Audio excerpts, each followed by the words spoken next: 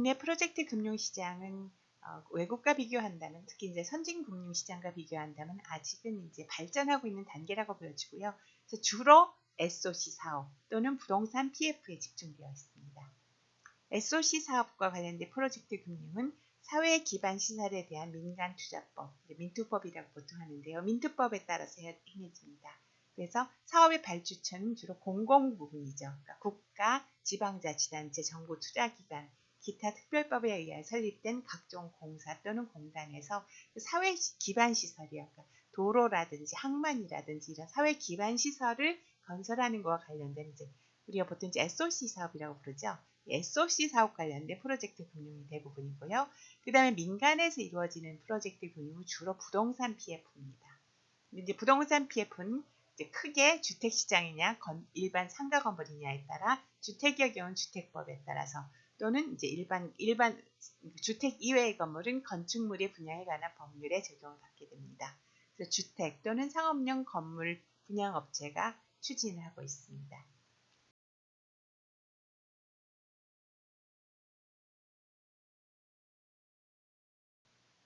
먼저 SOC 프로젝트와 관련된 프로젝트 금융에 관하여 살펴보도록 하겠습니다. SOC 프로젝트라는 것은 사회 기반 시설, 그러니까 도로라든지 항만이라든지 공항이라든지 이런 게 이제 국가 비용으로 짓기에는 너무 부담스러운 경우에 민간 자금을 끌어들여서 그러니까 그러한 이제 사회 기반 시설을 신설하거나 증설, 개량 또는 운영으로 인한 이익과 위험을 공공 부분과 민간 부분이 서로 이제 분담하는 그런 프로젝트를 우리가 SOC 프로젝트라고 부르고요. 이제 SOC 프로젝트와 관련된 프로젝트 금융이라면은 이 SOC 프로젝트 중에서 특히 민간 부분인 사업 시행자가 분담하는 이익과 위험의 일부를 이와 관련된 프로젝트 파이낸스를 통해서 대주단에게 전가하는 것이죠. SOC 프로젝트의 특징은 기본적으로 민투법에 따라서 행해진다는 것입니다. 그래서 민투법 제24조를 보시면 민간 투자 사업으로 조성 또는 설치된 토지 및 사회 기반 시설은 실시 협약에 정하는 바에 따라 관리 운영되어야 한다라고 하고 있죠. 그래서 민투법의 적용을 받으며 또한 이제 민투법에 따라 체결되는 실시 협약에 보다 이제 구체적인 내용들이 들어가게 됩니다. 그래서 민투법에 따라서 사업 시행자가 선정되면은 그 사업 시행자와 발주처인 공공 부분 간에는 실시 협약이 체결되고요. 민투법과 이 실시 협약의 조항에 의해서 사업 시행의 조건 및 사업 시행의 결과물인 사회 기반 시설의 소유, 관리, 운영, 처분에 관한 사항들이 구체적으로 정해지게 됩니다.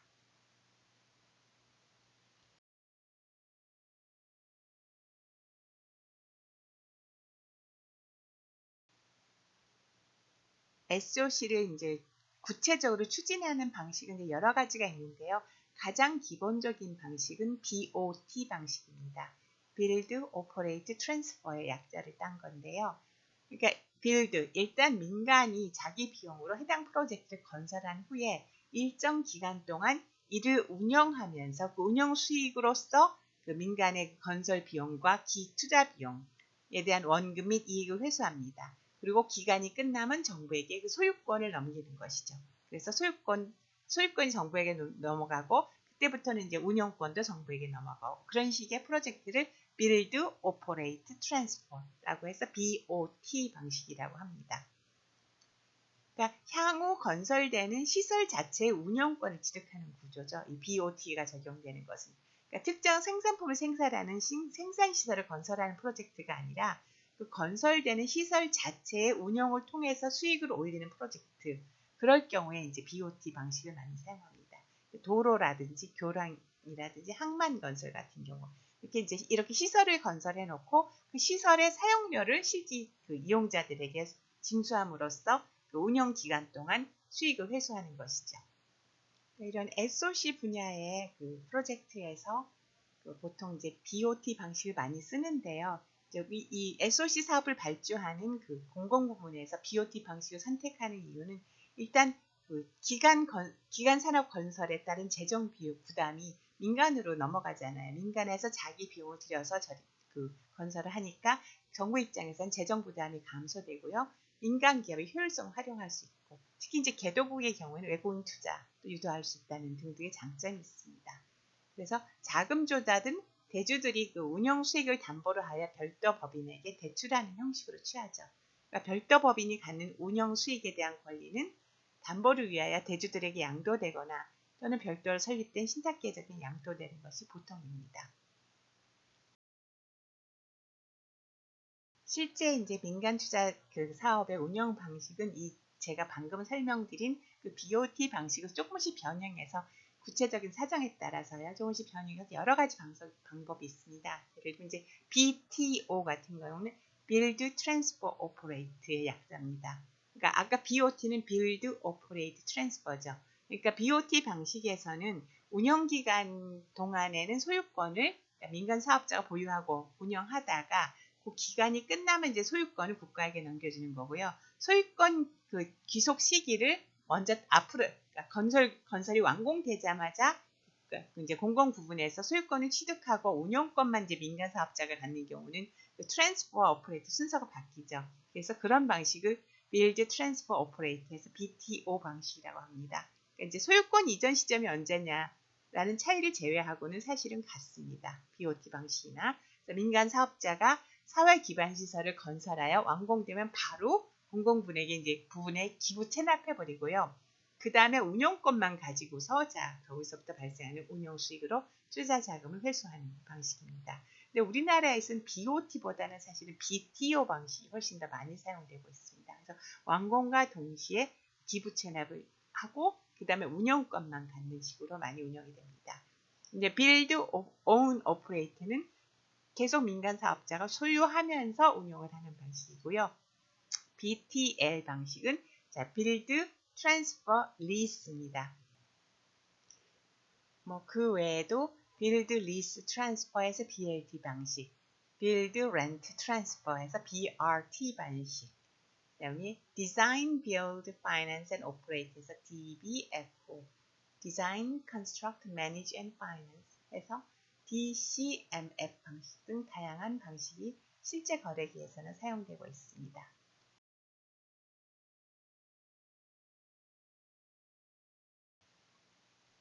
우리나라에서 SOC 프로젝트를 추진하는 경우에는 민투법에 따라 해야 한다고 말씀드렸죠. 그래서 민투법에는 민간 투자 사업을 어떤 식으로 추진할 것인가 구체적인 방식이 규정이 되어 있습니다. 그러니까 이제 이 중에 하나를 선택해서 그 민간 투자 사업을 추진해야 되죠.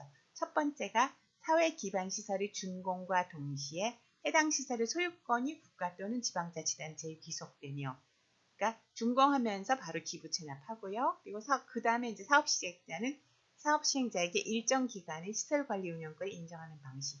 이게 이제 BTO 방식이죠. Build, Transfer, Operate. 그래서 우리나라 SOC에서 가장 많이 사용하는 방식입니다. 그다음에 두 번째 방식은 사회 기반 시설의 준공과 동시에 해당 시설의 소유권이 국가 또는 지방자치단체에 귀속되며, 그러니까 준공과 동시에 기부 체납을 하는 건 똑같습니다. 그런데 그 다음에 이제 조금 다르죠. 사업 시행자에게 일정 기간의 시설 관리 운영권을 인정하되 그 시설을 국가 또는 지방자치단체 등이 협약에서 정한 기간 동안 임차하여 사용 수익하는 방식. 즉 시설 관리 운영권을 주는데 1호의 경우에는 운영권을 줬으면 자기가 알아서 운영을 해야 되는 거죠. 그죠? 그러니까 수요자를 자기가 스스로 찾아서 영업을 해갖고 스스로 수익을 올려야 되는 거고요.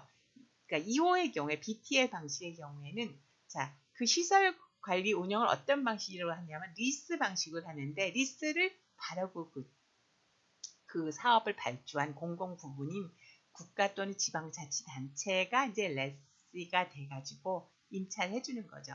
그럼 결국 렌트를 국가나 지방자치단체가 지급해주는 거니까 사실상 수익이 보장되는 방식이죠.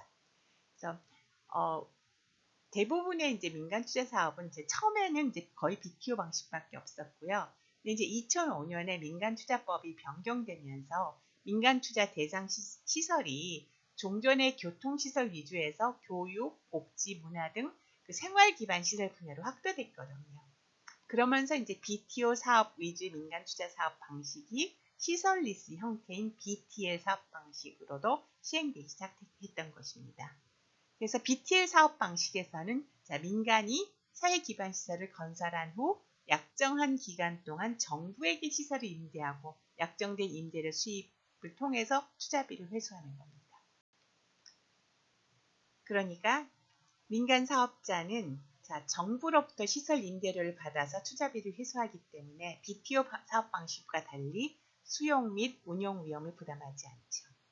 이런 특성 때문에 BTL 방식은 사용료 부과로 투자비 회수가 어려운 사회 기반 시설에 주로 사용됩니다.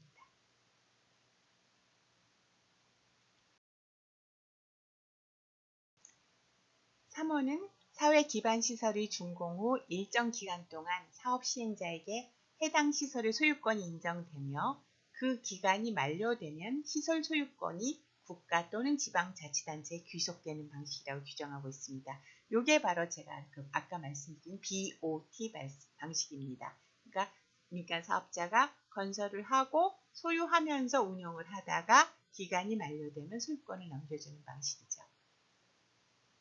네, 실제로 우리나라에서는 아까 말씀드린 것처럼 BOT보다는 BTO 방식으로 많이 운영됩니다. 그 다음에 4호는 사회 기반 시설의 준공과 동시에 사업 시행자에게 해당 시설의 소유권이 인정되는 방식. 이게 곧 BOO, Build, Own and Operate 방식입니다. 1호부터 4호까지 방식이 이제 기본적인 방식이고요. 5호와 6호는 이제 거기에 대해서 살짝 변형을 가하기 위해서 약간의 융통성을 갖기 위해서 두고 있는 규정입니다. 5호에 보시면 민간 부분이 제9조에 따라 사업을 제한하거나 제12조에 따라 변경을 제한하는 경우에 해당 사업의 추진을 위하여 제1호부터 4호까지 외의 방식을 제시하여 주무관청이 타당하다고 인정하여 채택한 방식. 그래서 이제 당사자 간의 이제 합의에 의해서 살짝 변경할 수 있는 여지를 주고 있고요. 6호에서는 그 밖에 주무관청이 제10조에 따라 수립한 민간 투자시설 사업 기본 계획에 제시한 방식 이렇게 규정하고 있습니다. 그래서 1호에서 6호까지 6가지 방식을 규정하고 있지만 가장 많이 사용되는 것은 1호와 2호 즉 BTO 방식과 BTL 방식입니다. 일반적으로 말씀드리면 프로젝트 금융의 경우에 대출 원리금의 상환을 위한 핵심 재원은 프로젝트 완공 이후 프로젝트 회사가 상업운전을 해서 벌어들이는 현금 흐름입니다. 그렇기 때문에 과연 이 프로젝트 회사가 상업운전을 통해서 얼마나 벌어들일까 를 확인하기 위한 feasibility study에 따른 현금 흐름의 정확한 예측이 매우 중요하다고 설명드린 바 있습니다. 이 점은 물론 SOC 사업에서도 feasibility study는 중요하긴 합니다. 다만 이제 공공부문에서 발전한 SOC 프로젝트의 경우에는 이제 대부분의 SOC 사업에서 정부가 해당 SOC 사업의 운영 수익의 최소한을 보장하고 있습니다. 즉 최소 운영 수익 보장 제도라는 게 있습니다. 그렇기 때문에 민간에서 발주하는 프로젝트라면은 사실은 feasibility study가 잘못돼 가지고 원래 예상했던 만큼 그 장래 수입이 안 되는 경우에 모자라는 경우에는 대주주로서는 원리금을 회수하지 못할 위험에 처하게 되죠.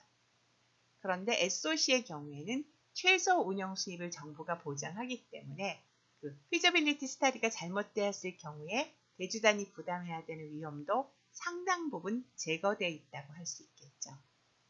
자, 민간 투자 사업의 경우 이제 이와 같이 최소 운영 수입 보장 제도를 운영함으로써 발주처 측에서 이제 그 위험을 부담하고 있는 이유는요.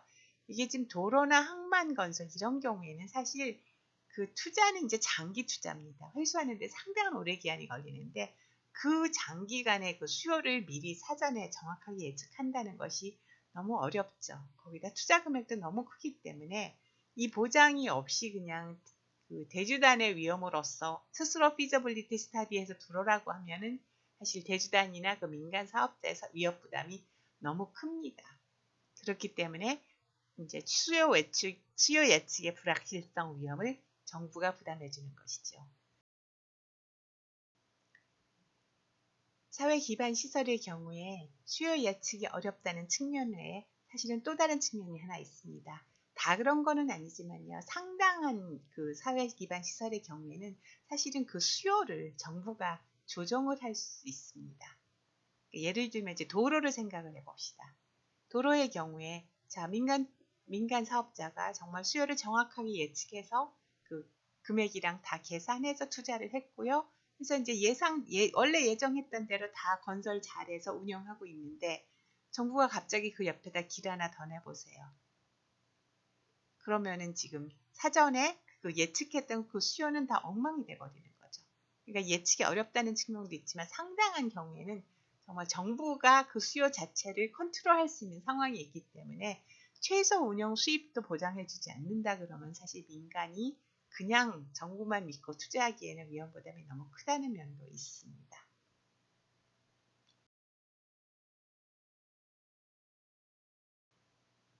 다음은 부동산 PF에 관하여 살펴보도록 하겠습니다. 화면에서 보시는 구조가 국내 금융시장에서 행해지는 전형적인 부동산 건설 프로젝트 파이낸스의 가장 기본적인 구조입니다. 이제 그 부동산 PF라고 우리가 많이 부르는데 국제금융시장에서 행해지는 그 전형적인 프로젝트 파이낸스하고는 좀 차이가 있습니다. 자, 전형적인 프로젝트 파이낸스에서는 프로젝트 스폰서가 자기 그 리스크를 제한하기 위해서 별도로 프로젝트 회사를 만들죠. 그리고 프로젝트 회사에다 출자를 하고 그 프로젝트 회사가 프로젝트 금융의 그 대주단으로 차입을 하는데 이제 그 국내에서 행해지는 이제 부동산 PF의 경우에는 별도 법인을 만들지 않습니다. 그러니까 건물을 건설해서 매각하는 업무를 하는 이제 회사를 시행사라고 우리가 보통 부르는데요. 이 시행사라는 것이 사실 자금이 별로 없습니다. 그리고 원래 어차피 하는 사업이 그냥 특정 부동산 하나 지어서 팔고 나면 그 다음 부동산 하는 거고 그러기 때문에 특별히 뭐 리스크를 분리해야 될 그 이유도 별로 없고 그래서 현실적으로 가능해 보면은 별도로 프로젝트 회사를 정식으로 만들어서 하는 경우보다는 그냥 시행사 스스로 차주가 되어버립니다. 사실 이론적으로는 시행사의 전 재산으로 책임을 지는 겁니다. 그러니까 그렇게 본다면 사실은 엄밀한 의미에서 프로젝트 파이낸스는 아니죠. 그런데 이 시행사가 사실 재산이라는 게 별로 없기 때문에 사실상 시행사가 차입하는 이 대출금의 원리금의 상환은 결국은 시행사가 해당 부동산을 분양을 해서 들어오는 분양대금으로 상환할 수밖에 없습니다. 그래서 실질적으로는 대주단이 회수할 수 있는 그 대출 원리금의 상환 재원은 결국 그 건설하는 부동산의 분양대금으로 사실상 제한이 되기 때문에 그래서 이제 부동산 PF라고 부릅니다. 어차피 그 부동산을 건설해서 매각한 후 들어오는 장래 수입이 중요한 상환 제한이라는 점에서는 이제 프로젝트 파이낸스랑 비슷한 거죠. 예, 건물을 지어야 하니까 이제 시공사 공사 계약을 체결을 하고요. 이제 혹시 이제 뭔가 그 커머셜 오퍼레이션까지 못 갔을 때 이제 여러 가지 그 대주단이 그 여러 가지 조치를 취하기 위해서 사업 그 시행사와 시공사 대주단 간에 이제 공동으로 사업 약정서를 체결을 해서 혹시 이제 프로젝트가 완공되지 않고 문제가 생겼을 때 문제를 해결합니다. 그다음에 시공사는 이제 건설사로서 이제 당연히 자기가 제대로 적기에 건설을 하겠다는 준공 보증을 뭐 이렇게 프로젝트 파이낸스가 아니라도 원래 하거든요. 그래서 이제 그 준공 보증을 합니다. 이제 준공 보증을 시행사에게도 하고 이제 그 대주단에게도 해서 대주단이 직접 청구할 수 있는 구조를 만들어 주지만, 그러니까 이제 대주단이 시행사를 통하지 않고 대주단이 직접 청구를 할 수, 그러니까 손해배상을 청구한다든지 이제 대금을 청구할 수 있다는 것뿐이지 그 외에는 이 시공사가 건설사로서 일반적인 다른 건설을 할 때 부담하는 그 준공보증 이상의 그 책임은 부담하지 않습니다. 예. 그리고 시행사가 가지고 있는 이제 나머지 각종 뭐 토지라든지 각종 자산에 대해서는 대주들에게 이제 담보를 설정을 해주고요. 예. 그리고 이제 그 추가적으로 시행사의 주주가 보유하고 있는 주식에 대해서도 담보권을 설정을 합니다. 그러니까 기본적으로는 어쨌든 시행사가 해당 부동산을 매각을 해서 들어오는 그 분양 대금이 이 대주단이 그 빌려주는 대출 원리금의 주된 상환 재원이라는 거. 시행사가 어차피 다른 재산이 별로 없기 때문에 사실상 그걸로 수입이 제한된다는 면에서 이제 부동산 PF라고 불렀습니다. 이제 그런 면에서 전형적인 프로젝트 파이낸스하고 조금 차이는 있습니다. ABS가 접목된 부동산 PF 구조는 화면에서 보시는 바와 같습니다. ABS가 접목되지 않은 일반적인 부동산 PF의 경우라면 대주단의 자금은 결국은 그 건물이 완공이 되고 분양대금이 다 납입돼서 그래서 원리금이 상환될 때까지 자금이 묶여있게 되죠. 이제 대주단으로서는 자금을 빨리빨리 회수해서 굴리는 게 좋잖아요. 그래서 이제 조기에 자금을 회수하고자 한다 그러면은 이렇게 부동산 PF를 시행해서 만들어진 대출 채권을 유동화 자산으로 해서 다시 한번 유동화를 하는 거죠. 그렇게 되면 사실상으로는 이 자금은 투자자들의 유동화 증권을 소지한 투자자들의 자금을 대주단들이 이제 매매 대금으로 자산 양도 대금으로 받음으로써 대주단은 자금 회수하고 나가고요. 결과적으로는 유동화 증권의 그 투자자들이 이 부동산 PF의 리스크를 부담하면서 끝까지 가게 되는 거겠죠. 사실 부동산 PF라는 금융기법이 우리나라 금융시장에 도입된 것은 그렇게 오래된 일은 아닙니다. 그렇지만 부동산 PF가 우리 금융시장에 도입되기 전이라고 해서 아파트나 오피스 건물, 상가 건물들이 건축되지 않은 건 아니죠. 그럼 그전에는 무슨 자금으로 이런 건물들을 지었을까요? 그 이전에는 시행사들이 지어서 분양한 아파트나 상가는 모두 시행사들이 자기 자금으로 건물을 지었을까요? 그건 아니죠. 우리나라의 경우 부동산 PF라는 금융기법의 도입이 상대적으로 늦은 것은 우리나라의 독특한 자금 조달 방법이 있었기 때문이죠.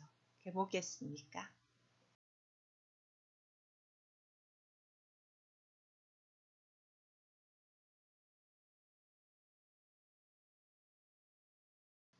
예전에는 주택이나 상가를 건설해서 이제 분양을 할 때 그 사전 분양이 허용이 되었었죠. 그러니까 사전 분양에 별다른 그러니까 제한이 이제 많지 않았기 때문에 예를 들면 이제 일단 아파트 짓겠다고 주장하고 수분양자들에게 돈을 모아서요. 분양계약 먼저 체결합니다. 그래서 분양계약에 따라 돈 받아서 그 돈으로 땅 사고 그 돈으로 건설비용 지급하고요. 그러니까 사실은 수분양자들이 프로젝트 금융의 대주단 역할을 한 거죠. 근데 이 일반인이잖아요. 수분양자들은. 그러니까 뭘 알아서 리스크를 분석을 하겠습니까? 이제 그럼에도 불구하고 한국에서 이런 일이 일어날 수 있었던 것은 사실 한국 사람들이 위험에 대해서는 상당히 대범해요. 그러니까 옆에서 누가 하면은 그냥 따라하죠. 저 사람이 했으니까 안전한 거예요. 위험이 뭔지 안 따지고. 그런 경향이 좀 있고 또 이제 한 가지는 이거죠. 과거에는 우리나라가 이제 부동산 불패 신화국가였잖아요. 부동산 가격이 계속 올랐기 때문에 하루라도 빨리 잡을수록 유리하거든요. 그러니까 짓기도 전에 일단 잡고 보자는 거죠. 그렇게 해서도 잡기만 하면 그래서 그 아파트가 내 손에 들어오기만 하면 또는 상가가 내 손에 들어오기만 하면 돈을 벌었거든요. 그래서 많이들 투자해서 이제 재미 본 사람도 있지만 사실은 그 사기꾼 같은 시행사 만나면 사고도 나죠. 사고 나고 서민들 돈도 많이 떼고요. 그래서 서민들 보호하기 위해서 주택법이 제정돼서 주택법에서는 어느 정도 이제 사전 분양을 하더라도 시기도 제한하고 분양대금 납입에 대해서도 제한이 있었습니다. 그래서 이제 상대적으로 그러니까 사고가 덜 났던 거고요. 근데 이제 그 상가에는 제한이 없었습니다. 그러다 2003년에 그 동대문 굿모닝 시티 사기 분양 사건이 그 큰 엄청난 사기 사건이 터졌죠. 예, 그러니까 상가를 분양을 했던 사전에 계약하고 분양 대금 잔뜩 모아가지고는 사실은 제대로 건설이 안 돼버린 거죠. 그래서 피해자들이 계약자 협의회 결성해서 자금을 조성하고 차입 등하고 해서 이제 가까스로 굿모닝 시티를 완공했습니다. 그래서 5년 5개월 만이 2008년 11월 14일에 간신히 개장을 했죠. 그러니까 이때 이제 피해자들이 정말 그 피해자들이 대부분 그 뭐 동대문 시장 이런 데서 장사하는 상인들이 영세 상인들이거든요. 예, 그런데 이제 용감하게 투자를 했다 이런 사단이 벌어진 거고요. 그래서 결국 2004년 1월 20일에 건축물 분양에 관한 법률이 제정이 되었습니다. 그래서 이제 건축물 분양에 관한 법률, 즉 건분법이 제정되면서부터는 주택이 아닌 건축물의 경우에도 그 사전 분양에 제한이 들어갑니다. 그래서 분양 시기에도 제한이 들어가고 분양 대금 납입에도 제한이 규정되었습니다.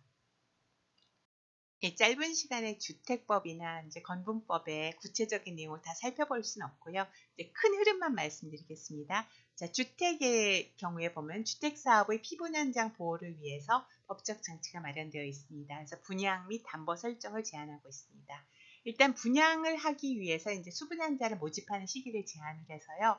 원칙적으로 일정한 공정에 도달한 경우에 한해서 이제 분양이 되도록 만들었습니다. 그래서 집도 안 짓고 그냥 돈만 모아갖고 그 짓는 척 하다가 도망가 버리는 그런 피해는 막게 되었고요. 예외적으로 이제 착공과 동시에 분양이 가능한 게 이제 예외적으로 규정되는 게 첫째, 주택 부지의 소유권이 확보돼 있고, 그러니까 최소한 땅은 있어야 되는 거예요. 땅도 없이 사전 분양하면 안 되는 거죠. 예, 주택 부지의 소유권이 확보되어 있고, 그 다음에 주택도시보증공사 또는 보증보험 회사의 분양 보증이 있는 경우에는 착공과 동시에 분양이 가능하도록 규정하고 있습니다. 그리고 그렇게 사전 분양을 하더라도 착공과 동시에 사전 분양을 하더라도 분양 대금의 납입에 상당한 제한이 들어갑니다.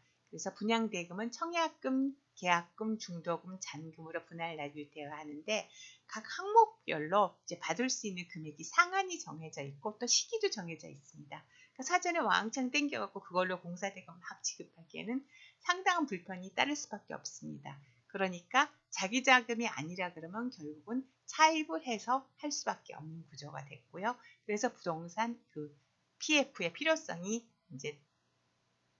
생겨난 것이죠.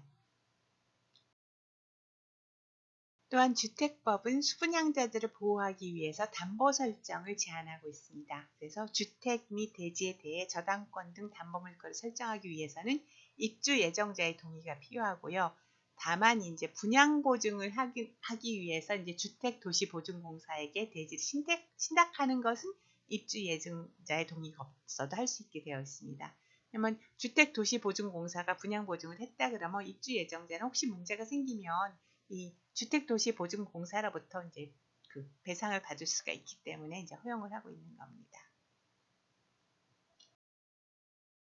주택 이외의 건축물에 대해서는 아무런 제한이 없다가 아까 말씀드린 굿모닝 시티 사기 분양 사건을 계기로 해서 2004년 건축물의 분양에 관한 법률이 제정되어 주택법과 비슷한 이제 제한이 적용되게 되었습니다. 다만 건분법은 일정 규모 이하의 건축물, 주택법에 의한 주택 및 복리시설, 산업 집적 활성화 및 공장 설립에 관한 법률에 의한 아파트형 공장, 관광진흥법에 의한 관광숙박시설 및 노인복지법에 의한 노인복지시설은 이 법에 적용을 받지 않습니다. 그래서 건분법에서도 그 착공과 동시에 분양하기 위해서는 일정한 제한을 하고 있습니다. 주택과 마찬가지로 대지의 소유권을 확보하여야 하고요. 그 다음에 이제 두 번째는 신탁회사와 신탁계약 및 대리사무계약을 체결하였거나 또는 금융기관 등의 분양 보증을 받은 경우에는 착공과 동시에 이제 분양을 할 수 있게 해주었습니다. 여기서 말하는 이제 분양 보증을 할 수 있는 금융기관은 보증보험회사, 은행, 주택도시보증공사 등입니다. 그래서 이제 주택의 경우와 달리 이제 은행도 보증기관으로 이제 추가되어 있는 점 정도 차이가 있고요. 그리고 이제 주택 이외의 건축물의 경우에는 한 가지 옵션이 더 있죠. 신탁회사와 신탁계약 및 대리사무계약을 체결하면 분양보증을 안 받아도 됩니다. 그런데 이 신탁회사와의 신탁계약 및 대리사무계약에는 분양사업자는 분양수익금 총액을 신탁회사에게 양도하여야 하며 신탁을 정산하는 때 피분양자가 납부한 분양대금을 다른 채권 및 수익자의 권리보다 우선하여 정산하여야 한다는 사항이 포함될 것이 요구됩니다. 그러니까 분양대금 채권이 그대로 신탁회사에게 양도되고 나중에 정산할 때는 이걸로 우선적으로 정산해 주다 보니까 분양대금 채권을 PF의 담보물로 쓰기는 어렵죠. 이 경우에는. 주택법과 건분법에서 이와 같이 분양 시기를 제한하고 또 분양이 허용되는 시점에도 분양대금 납입 방법을 이제 제한하게 되면은 이것은 이제 시행사가 자금을 조달하는 방법에 영향을 미치게 되죠. 현재 주택법과 건분법에 따르면은 시행사가 가장 이른 시점에 분양할 수 있는 그 시점이 착공과 동시입니다. 근데 착공과 동시에 분양을 하려면 두 가지 조건이 있죠. 최소한 그 대지 소유권을 확보해야 되고요. 그리고 이제 주택보증공사나 금융기관의 그 분양 보증을 받거나 아니면 그 주택 이외의 건물의 경우에는 신탁하는 방법이 있는 거죠. 분양대금으로 공사대금을 지급하기가 어렵다 그러면은 이제 시행사 입장에서는 자체자금으로 공사를 수행하는 것이 아니라면 어딘가에서 차입을 할 수밖에 없습니다. 그런데 이제 건축물 분양이나 주택 분양의 경우에 마땅히 담보로 잡힐 담보물이 없습니다. 왜냐하면 건물이 완공되면 프로젝트 대상인 부동산, 즉 대지와 건물은 피분양자에게 소유권을 이전을 해야 되는 겁니다. 소유권을 이전해야 되기 때문에 사실은 담보 설정을 금지를 하고 있는 것이거든요. 그러니까 그 주택도시보증공사나 이런 데 신탁하기 위해서 토지를 신탁하는 거를 제외하고는 입주자 동의 없이 소유권을 이전할 수가 없는데 그런 이제 부동산이라면 담보로는 적합하지 않죠. 결국 시행사가 뭐 다른 자산을 갖고 있는 경우가 아니라 그러면 대주단이 이제 담보를 잡을 수 있는 것은 통상적 프로젝트 파이낸스와는 달리 프로젝트 사업용 부동산인 건물 및 대지에 대한 담보 설정은 사실상 불가능한 상태고 그래서 잡을 수 있는 것이 결국 장래 수익뿐입니다. 장래 발생할 주택, 건축물의 분양대금 채권이 유일한 담보 목적물인 동시에 이제 유일한 상환 재원, 거의 유일한 상환 재원이 해버리는 거죠. 그렇기 때문에 부동산 PF의 경우에 특히 이 부동산의 분양 전망이 불투명한 상황에서는 이게 순수한 Non-Recourse Project Finance로 형성될 수가 없습니다. 이게 지금 상환이 안 되면 대주들은 어디 가서 원리금을 상환받겠습니까? 그러니까 아무것도 없는 상태에서 그냥 빌려줄 수는 없는 거잖아요. 그렇지만 이제 부동산 PF가 계속되어 왔다는 얘기는 그 얘기는 사실은 분양이 될 가능성이 굉장히 높다고 판단됐기 때문이죠. 왜냐면 과거에는 이제 특히 이제 대도시 같으면은 주택이나 이제 상가 건물 같은 경우는 그 공급보다는 수요가 더 많았고요. 그래서 부동산 가격은 계속 오르는 상황이었죠. 심지어 이제 부동산 불패 신화국으로 우리가 이제 그 자리 잡고 있었습니다. 그래서 부동산 PF가 가능했던 건데 이제 2005년에 이게 상황이 급격하게 바뀝니다.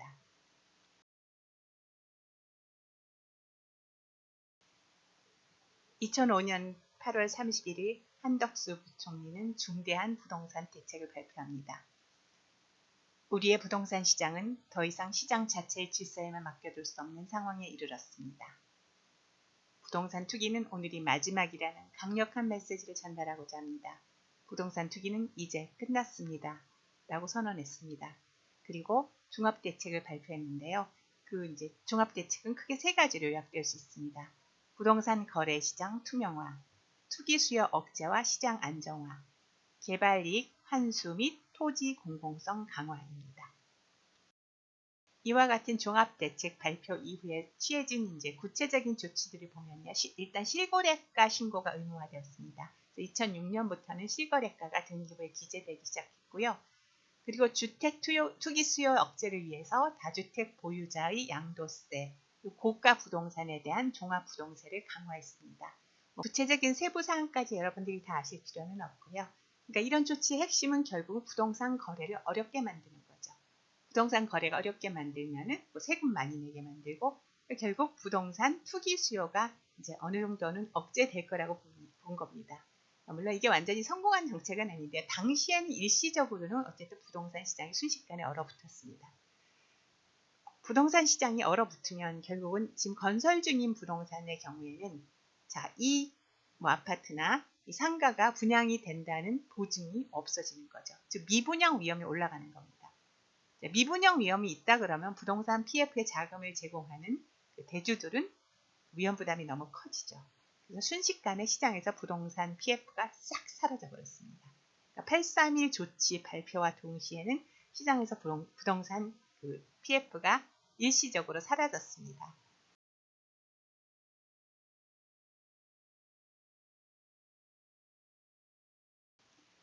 거기까지는 모든 것이 정상적으로 진행되었습니다. 미분양 위험이 높다면 이거는 너무나 위험한 프로젝트인 거고요. 그러면 그런 프로젝트에는 그 금융권에서 함부로 자금을 제공하면 안 되는 거죠. 잘못하면 원금을 날릴 위험이 너무 큰 거니까.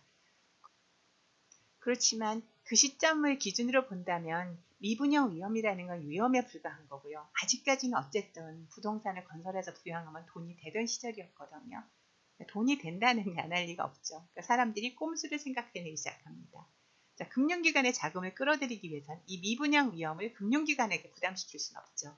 그러니까 다른 방법으로 뭔가 보완을 해야 되는데 무슨 방법이 있을까 하다가 찾은 게 시공사의 지급보증입니다.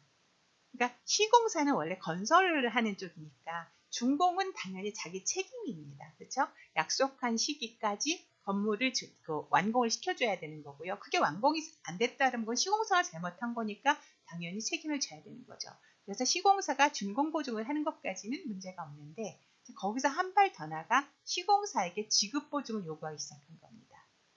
근데 초기에는 이제 그래도 이제 소위 잘 나가는 시공사들은 예를 들어 당시에 이제 현대건설이나 뭐 이런 데들은 내가 보증까지 해가면서는 그 공사 차라리 안 하고 만다 해서 보증을 거부를 했습니다. 근데 이제 중소건설자 입장에서는 그래도 어쨌든 한 번 따는 게 중요하거든요. 그러니까 보증이라는 건 사실 당장 돈 나가는 건 아니고 위험을 부담하는 건 아니지만 당장 돈 나가는 건 아니고 공사를 따는 건 당장 그 현실의 수입인데 그러니까 그 유혹을 떨쳐버리지 못하고 이제 그 중소형 건설사들이 지급 보증을 제공하기 시작했습니다. 그렇지만 중소형 건설사의 신용만 가지고 대출을 하기에는 너무나 위험하죠. 그래서 초기에는 소위 말하는 제1금융권에서는 프로젝트 파이낸스에 안 들어갔어요. 그러다 보니까 초기에는 중소형 건설사들이 그 지급 보증을 하고 그리고 이제 소위 말하는 제2금융권, 저축은행이나 이런 데서 이제 자금을 제공해서 부동산 PF가 한 건, 두 건 진행되기 시작하더니 이제 그게 되는데 보니까 잘 되고 돈 벌거든요. 당장 뭐 일 터지는 것도 없고. 그러니까 결국은 이제 초기에는 이제 그 부동산 PF 들어가는 거를 나름 자제했던 제1금융권들도 이제 부동산 PF 시장에 뛰어들기 시작했고요. 시장의 전체적인 흐름이 그렇게 가다 보니까 뭐 그 다음에는 사실 현대건설 같은 그런 데도 지급 보증을 거정할 수 있는 상황이 안 돼서 어떻게 보면 이 우리 부동산 PF 시장이 시공사가 지급 보증을 하고 이제 자금을 제공하는 그런 약간 변질된 부동산 PF 형태로 흘러가기 시작됩니다. 이렇게 되니까 이제 미분양 위험은 시공사가 부담하고 가는 겁니다. 그러니까 결국은 만약에 미분양 사태가 벌어졌을 때 시공사가 이걸 대신 지급해 줄 수 있느냐. 즉 시공사의 지급 능력이 프로젝트 파이낸스 상환 여부를 좌우하는 상황이 되어버린 거죠. 또 어쨌든 뭐 우리나라 부동산 시장이 계속 상승세였고 뭐 일시적으로 831 대책으로 인해서 뭐 잠깐 투기가 얼어붙는 듯 했지만 다시 부동산 시장이 살아나면서 괜찮아지고 있었습니다. 그런데 이제 2007년 8년 글로벌 파이낸셜 크라이시스를 맞으면서 이제 전반적인 경기가 침체되니까 특히 이제 그 수도권보다는 지방 도시 이런 데는 이제 미분양 사태가 현실로 발생하기 시작했습니다. 미분양으로 되면 결국 그 돈은 건설사들이 갚아야 되는 거고요. 그러니까 중소형 건설사들은 그걸 감당하지 못해서 부도 사태로 이어지는. 그래서 언뜻 보기엔 도저히 이해할 수 없는 그 아파트나 상가가 분양이 안 되는데 왜 건설사가 부도가 나느냐. 근데 실제 우리나라에서는 그런 일이 벌어졌거든요. 2007년 8년 그 글로벌 파이낸셜 크라이시스가 미국에서 시작된 거고 미국에서는 사실은 그 서프라임 모기지에서 시작된 거죠. 근데 우리나라 같은 경우는 사실은 그 당시에 LTV 이런 걸 엄격하게 통제했기 때문에 오히려 주택담보부 대출 쪽에서는 큰 문제가 없었습니다. 예. 왜냐하면 그 LTV하고 또 뭐죠? DTI 이런 걸로 엄격히 통제를 해서 사실은 채무자의 상환 능력에 맞춰서 그리고 담보 가치에 맞춰서 대출이 됐기 때문에 문제가 없이 넘어가고 있었는데 문제는 이제 그렇게 돼서 그 GFC 여파가 오래가면서 전반적인 경기가 침체되니까 그 다음에는 사람들이 더 이상 부동산을 사지는 않거든요. 그 정도 되니까 사람들이 그때부터는 그러니까 돈이 없어서 못 산다기보다는 부동산 가격이 이제 꼭대기네 이런 생각이 드는 거예요. 그러니까 이제 사면 상투네 이렇게 되니까 돈이 있는 사람들도 안 사는 거죠. 차라리 전세로 살면서 잠시 눈치를 보다가 더 떨어지면 사겠다 이렇게 되니까 이제 미분양 사태가 점점 더 커지는 거고요. 그게 이제 결국 그거 미분양에 대해서 위험을 떠안았던 시공사들이 결국 부도로 이어지는 이상한 결과가 나타나면서 우리나라도 이제 2007년에서 한 2007년 8년 이때 이제 이게 나타나면서 9년 10년까지도 건설사들의 부도가 계속 이어졌었습니다.